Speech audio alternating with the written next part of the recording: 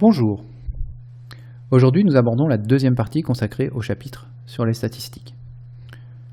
Dans cette partie, nous allons étudier deux nouvelles caractéristiques de position qui sont la médiane et les quartiles.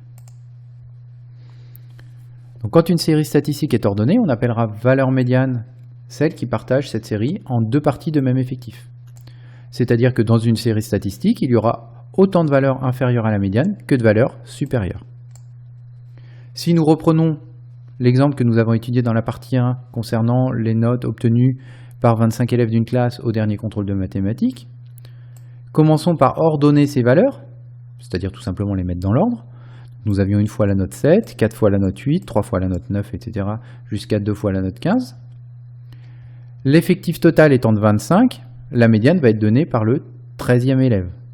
En effet, 13, donc 1, 2, 3, 4, 5, 6, 7, 8, 9, 10, 11, 12, 13, si nous comptons les valeurs, va représenter la valeur milieu de la série. Nous avons 25 valeurs, donc si je prends la 13e valeur, j'en aurai bien 12 avant et 12 après.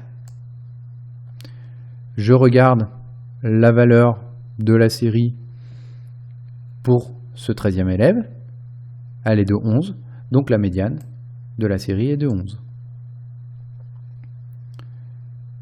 Ici, nous avions un nombre et un effectif total qui était impair, donc la valeur donnée par la médiane était facile à trouver puisque c'était la valeur milieu de la série.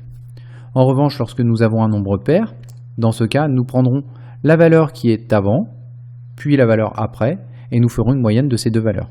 Donc nous prendrons en fait la moyenne des deux valeurs centrales de la série. Passons maintenant au quartile. Donc quand une série statistique est ordonnée, donc comme pour la médiane, nous allons devoir ordonner notre série statistique pour pouvoir trouver les quartiles de la série. Le premier quartile, c'est la plus petite valeur pour laquelle on atteint le quart de l'effectif. Et le troisième quartile, c'est la plus petite valeur pour laquelle on atteint les trois quarts de l'effectif.